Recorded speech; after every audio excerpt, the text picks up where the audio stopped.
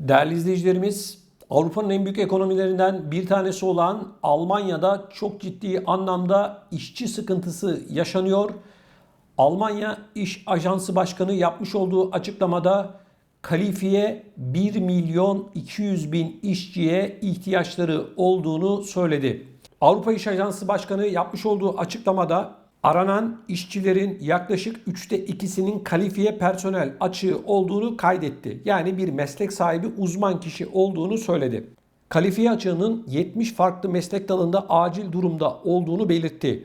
Alman Ekonomi Enstitüsü'nün yeni verilerine göre kalifiye personel açığı en çok sosyal alanda yaşanıyor. Bakalım hangi sektörlerde çok sayıda personele, çalışana, işçiye ihtiyaç var. Değerli izleyicilerimiz, 18.300 sosyal pedagog aranıyor. İkinci sırada ise hasta bakıcı ve hemşire açığı bulunuyor. Ülkede acilen 17.900 yaşlı bakım personeli ve 16.700 hemşire ve hasta bakıcı açığı giderilmesi gerekiyor. Toplam 15 meslekten oluşan listede ayrıca 15.500 inşaat elektrikçisi, 13.200 sıhhi tesisatçı, ısıtma ve havalandırma teknisyenleri ve 6.700 tır ve kamyon şoförü açığı bulunuyor. Evet değerli izleyicilerim, özellikle sağlık alanında çok ciddi anlamda personel ihtiyacı var. Baktığımda en çok dikkatimi çeken sektörlerden bir tanesi yaşlı bakım, hasta bakıcı ve hemşire açığı. Biliyorsunuz Almanya yaşlanmaya devam ediyor. Yaşlı bir nüfus var. Özellikle ileri yaş grubunda bulunan insanların bakımları ile ilgili olarak personel bulmakta çok büyük zorluk çekiliyor. Geçtiğimiz günlerde ben yine bu ekrandan size aktarmıştım. Hasta bakıcıların, yaşlı bakıcıların maaşlarının 4.000 euroya brüt olarak arttırılması ile ilgili ciddi bir tartışma durumu Berlin'de şu anda söz konusu, başkentte. Bununla ilgili olarak acil bir adım atılması gerekiyor. Gerek mevcutta bu işi yapanların, gerekse bu sektöre yeni olarak gireceklerin maaşlarının arttırılması gerekiyor. Çünkü gerçekten zor bir iş ve maaş olarak teşvik yapılmadıktan sonra bunun hiçbir şekilde giderilemeyecek ve maaşları arttırılmazsa bu sektöre giren özellikle genç isimlerin, genç insanların sayısı azalacak. Zor bir iş. Gerçekten çok zahmetli ve zor bir iş. Yaşlı bir nüfus böyle bir ihtiyacı ortaya çıkarmış vaziyette. Bu durum sadece Almanya için geçerli değil, diğer Avrupa ülkeleri için de geçerli. Yine Almanya dünyanın pek çok ülkesiyle anlaşma yaparak hemşire ve hasta bakım ihtiyacını karşılayabilmesi için o ülkelerde eğitimler veriyor, anlaşmalar yapıyor ama yeterli değil. Tabii böylesine bir ihtiyaç ortadayken Avrupa'nın pek çok ülkesi maalesef göçmenlere kapıları kapatmış vaziyette. Şu anda Avrupa gerçekten sınırlarını kapatacak noktaya gelmiş durumda. Vize verirken zorluk çıkartmaya devam ediyor. Yunanistan biliyorsunuz Avrupa'ya giriş noktalarından bir tanesi, Türkiye ile sınırı var. Yunanistan'da duvarlar örülüyor, göçmenler artık istenmiyor, sınırları kapattık deniliyor.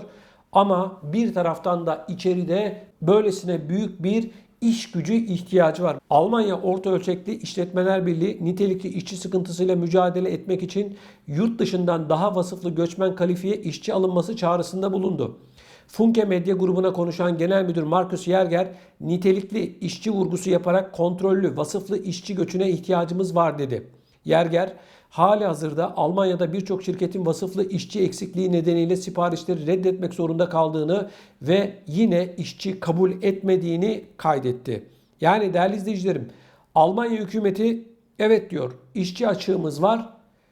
İşverenler, sivil toplum kuruluşları evet diyor, alalım diyor. Ama vize başvurusu ya da personel için diyelim Türkiye'den birileri konsolosluğa gittiği zaman, başvuru yaptığı zaman bunlar reddediliyor. Kalifiye personel açığında olduğu gibi meslek eğitiminde de durum farklı değil. Almanya'da birçok alanda çırak açığı bulunuyor. Almanya'da 390'dan fazla resmi olarak tanınmış meslek eğitim alanı bulunuyor. Ancak hemen hemen hepsinde yeni çırak sıkıntısı yaşanıyor. 2020 meslek eğitim yılında farklı mesleklerde eğitim alacak yaklaşık 60 bin çıraklık pozisyonu doldurulamadı. en çok matematik, bilişim, doğa bilimleri ve teknoloji ile sağlık ve bakım sektörü ve ticarette acilen vasıflı işçi ve stajyer sıkıntısı yaşanıyor. Evet değerli izleyicilerim, Almanya'da ve diğer Avrupa ülkelerinde görüyoruz ki ekonomik anlamda daha büyük sıkıntılar var ama bu sıkıntıları her ne hikmetse siyasetçiler görmek ve duymak istemiyorlar. Ama tabii ki Avrupa'ya göç akını hiçbir zaman bitmeyecek. Bakın Türkiye'de 10 milyona yakın, yani ülke nüfusunun 1/8'i göçmen. Bu insanların hemen hemen hepsinin gitmek istediği bölge Avrupa arkadaşlar. Yani Türkiye'de kalmaya çok meraklı değiller. Türkiye'yi geçici bir yer olarak görüyorlar. O nedenle Avrupa Birliği'nin göçmen politikasını değiştirmesi gerekiyor. Yunanistan göçmenlere yapmadığı zulmü bırakmıyor. Çok büyük bir oranda bu sıkıntı hala devam ediyor. Şu anda gerek deniz yoluyla gerekse karayoluyla Avrupa'ya gitmek isteyen insanlara işkenceler yapılıyor.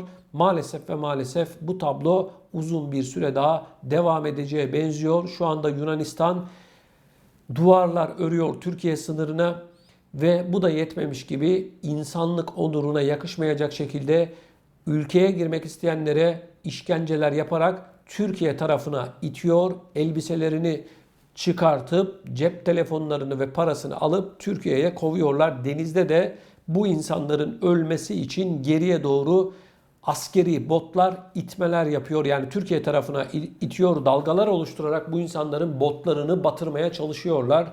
Ama Avrupa Birliği'ne baktığımızda insan haklarından, demokrasiden söz ediyorlar. İşte bir taraftan büyük bir işçi sıkıntısı yaşarken bir taraftan da insan hakları, demokrasiden bahsedip mültecilerin kanuni haklarını yok sayarak bu insanları ölüme terk ediyorlar.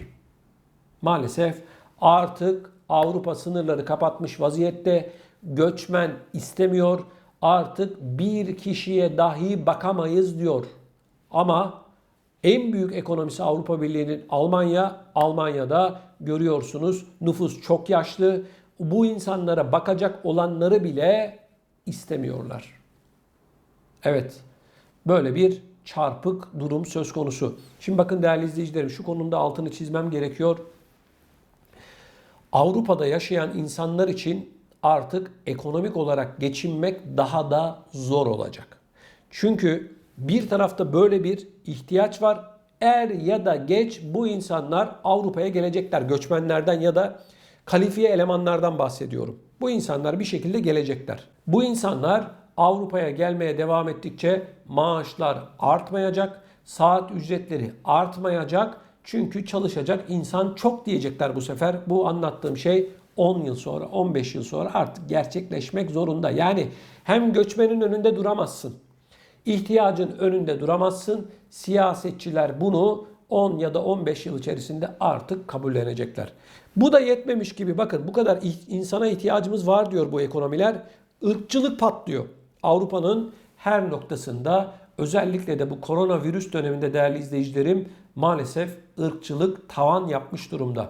Bir taraftan bu insanlar sayesinde ekonomin gelişecek. Bu insanlar senin ülkene alın teri dökecekler. Senin kalkınman için çalışacaklar gece gündüz demeden, sen onları istemeyeceksin, ırkçılık yapacaksın. Bir de böyle bir sosyal yara var arkadaşlar. 55-60 yıldır Almanya'da, Fransa'da, Hollanda'da ya da diğer Avrupa ülkelerinde yaşayan vatandaşlarımıza hala ikinci sınıf insan muamelesi yapılıyor. Her yerde değil ama var. Irkçılık var mı? Var arkadaşlar. Hiç kimse yok diyemez. Evet.